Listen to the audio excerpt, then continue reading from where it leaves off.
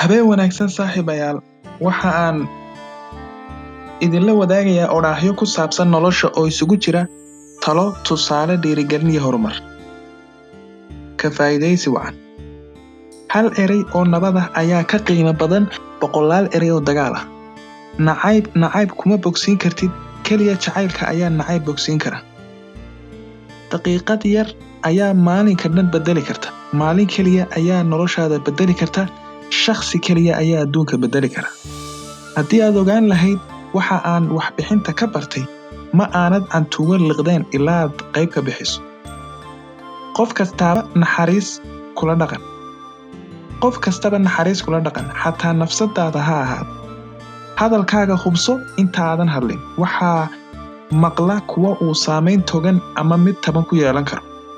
Si nadiifa u noolow, una shaqee si karti leh, sida dayaxa mugdiga ka soo baxa kadibna iftiin muujiya.